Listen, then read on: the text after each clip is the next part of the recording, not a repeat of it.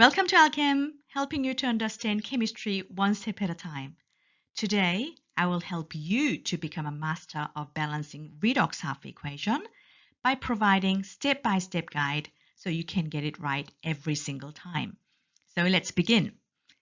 I have also attached a worksheet in the comment box, so please feel free to download and practice more after watching this video. So what is half equation? It is either oxidation half equation or reduction half equation because oxidation and reduction combine together and becomes an overall equation. So a half equation is only the half of the story. So first step is to balance the element except for oxygen and hydrogen. Number 2, we are adding water to balance the oxygens. Step 3, we are adding hydrogen ion, it's H plus ion, to balance the number of hydrogens. And finally, step 4, it's calculating the net charge on each side and add electrons to make sure that each side has the same charge. We'll be going through a few examples starting with an iodate turning into an iodine. It is important to establish the correct formula for the reactant and the product. Starting with an iodate is IO3 with 1 minus charge, and iodine refers to I2 molecule instead of I atom. So let's look at step 1, and it says balance the element except for the oxygen and hydrogen. So we are actually focusing on the iodines, and as you can see on the left hand side there's only one I, whereas on the right hand side there are two I's there. So by putting 2 in front of the iodate, it balances the iodine. But did you notice that there's oxygen on the left hand side, but there's no oxygen on the right hand side? So this brings to step 2 by adding water, H2O molecule, to balance the oxygens. And because there are 3 oxygens twice, because considering the coefficient, there will be 6 oxygens on the left, but none on the right. So it's important to add 6 H2O molecules to bring 6 oxygens to balance. And that leads to step 3. Adding hydrogen ion, it has to be H plus ion instead of just hydrogen because the water provides the H plus, and sometimes a little bit of acid present in the solution will provide this H plus. So now can you see there are 2 lots of hydrogens 6 times, so that brings 12 hydrogens on the right hand side. So let's add 12 H pluses on the left hand side to balance the number of hydrogens. So far, we've got all atoms, all elements completely balanced, which brings us to the last step. So we are calculating the net charge of each side. Let's do that one first. So we have 1 plus 12 times. That gives you 12 plus charge. Then we have 1 minus twice. That brings the negative 2 charge. So overall, there will be plus 10 charge on the left-hand side. On the right-hand side, there's no net charge floating on the top right corner, so iodine has no charge.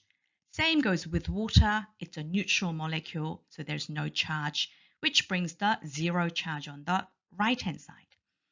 Then, it's important to note that the left-hand side has a higher charge by 10, so we need to add 10 electrons to the side with higher charge to match the charge on the right.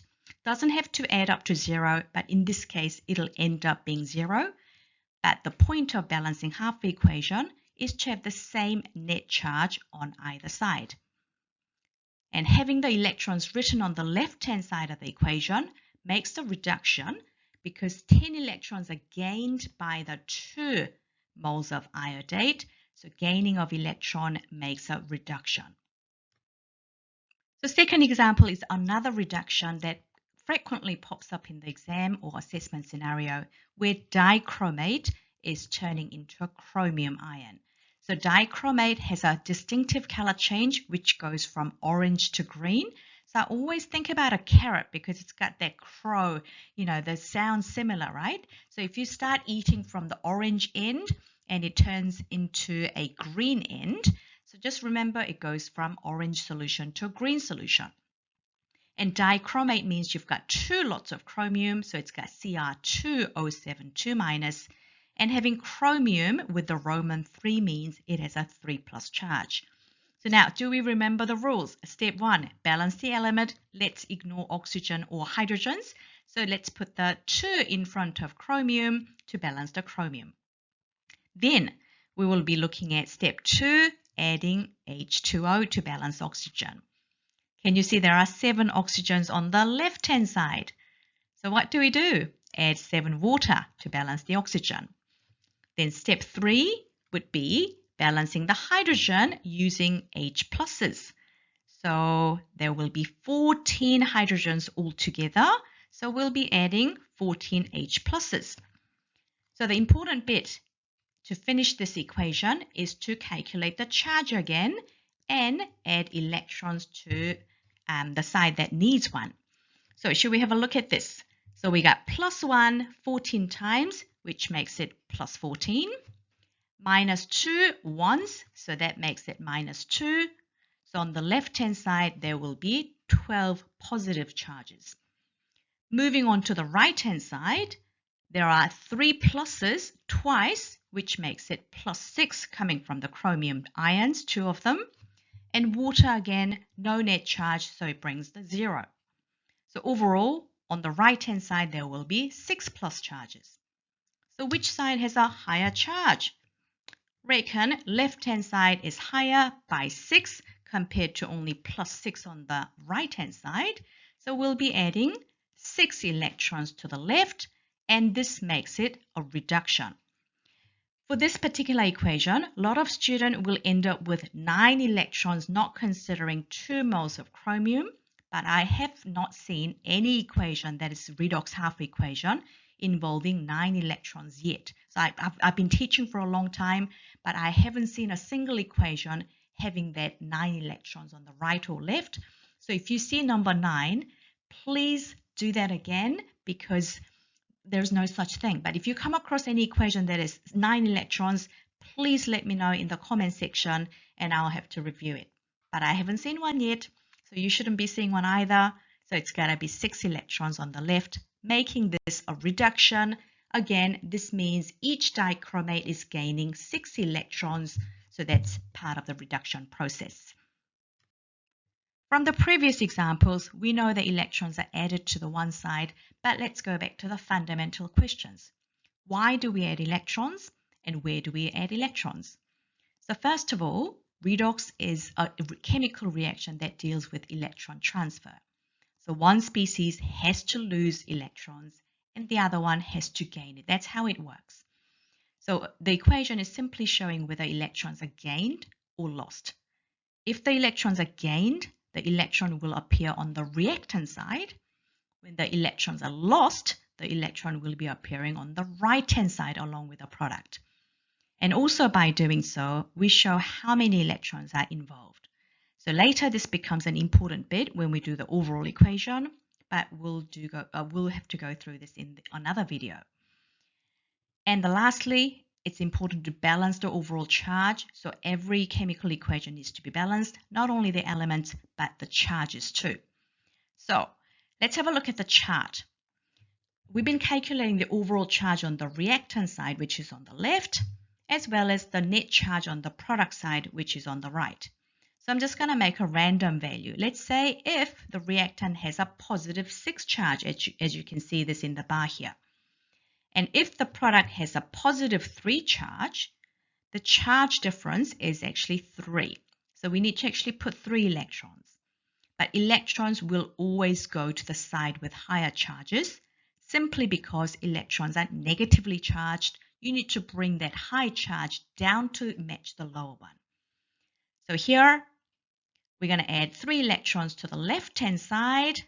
It's going to fly to the reactant side here, and that will knock the charge down by 3, which now you have the same charge on the left and right. And you can see that it doesn't have to be 0 as long as you have the same charge on each side.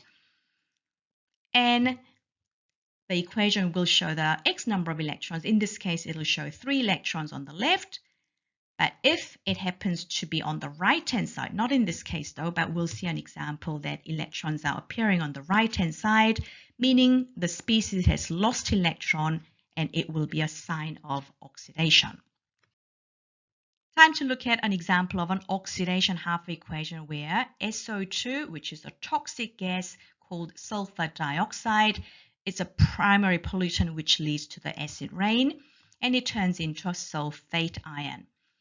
So when you do this in an assessment situation, try to align the arrow in the middle of the page and addressing the reactant on the left, product on the right, and now we have enough space to the left, enough space on the right, so that gives us space to add water and H pluses to balance the rest. So, do we see why we need to add water? And we have 2 oxygens on the left and 4 oxygens on the right, so the left-hand side is missing 2 oxygen, and we are addressing that by adding 2 water. Then, now you've got it. You've seen 4 H pluses on the left, so let's balance that. And I'll give you some time to calculate the charge. But mind you that if you don't see anything on the top right corner, that means the charge is 0. So we got actually 0 net charge on the left-hand side. So take a moment to calculate the net charge on the product side. Feel free to pause the video if you need more time. We have -2 from the sulfate, and we have plus from each hydrogen ion 4 times, so that makes it +4. So tally, on the left there's no charge, 0 charge, whereas on the right-hand side we have +2 overall charge. So remember, we are adding electron to the side with higher charge to match the side with lower charge, so we'll be having 2 electrons on the right, which is a sign of oxidation. So in words, you can say sulfur dioxide has been oxidized to sulfate ion by losing 2 electrons. So this makes this half equation an oxidation. Not all redox has to involve water or H plus ion to balance oxygen and hydrogen ions. So for example, if you go from the chloride being Cl minus to a chlorine, which is Cl2, make sure this is not a chlorine. If it's just a single chlorine, it'll say it's a chlorine atom. So make sure the chlorine refers to the elemental form of chlorine, which is 2 chlorines clustered together. So do we see oxygen? Not really, so we don't have to add water. Do we see hydrogen? No, we don't have to add hydrogen, but we do have to balance the chlorines. So we end up with these 2 chlorines on either side. Then no water, no hydrogen, and we just calculate the net charge of -1 twice. That's a -2 overall. And there's no charge on the right, so it's going to be 0 on the right-hand side. So 0 is higher than -2 by 2 electrons. So we just put 2 electrons on the right, and it's an oxidation process. So we say 2 chloride ion has been oxidized to Cl2 by losing 2 electrons. Unlike the previous examples, this one involves the oxidation of secondary alcohol where you will be given a reactant but not a product. So this is where you're going to find out if you have done organic chemistry. This structure is actually a propan-2-ol, which is a secondary alcohol, because carbon that is bonded to the OH is directly bonded to 2 other carbon atoms. And secondary alcohol will be oxidized to a ketone. This is something that you've got to remember. So having this ketone structure, we still maintain 3 carbons in the main chain, but the OH group, the hydroxyl group, has changed into a ketone. So the product will be the propan-2-ol. Then you can establish the condensed formula, which is CH3CO, which is a carbonyl group, C2 double bond O, finishing with another CH3. So first thing to look at is the number of carbons. But since the number of carbon has changed, because we got 3 carbons in the main chain, retaining 3 carbons on the main chain, so carbon's fine. Next one to look at is the oxygen. We got 1 oxygen there, also 1 oxygen on the product side, so there's no need to add water. But carefully count the total number of hydrogens on each side.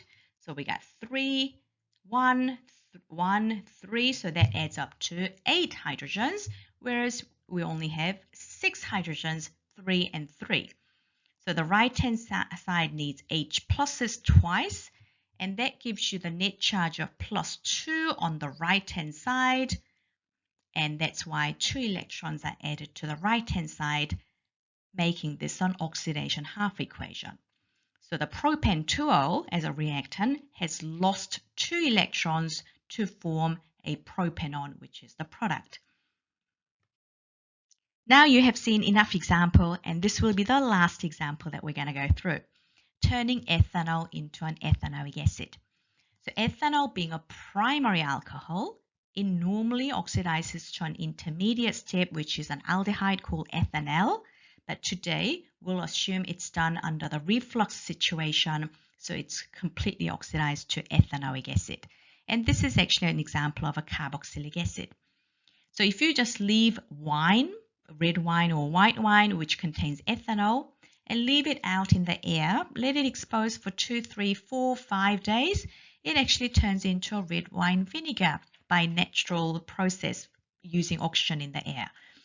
But this equation, we're using the oxidizing agent, which is potassium permanganate, and that /H plus means there is a bit of acid in there. So not just only using potassium permanganate solution, it contains a lot of sulfuric acid to provide H plus ions. The same job could be done by using potassium dichromate.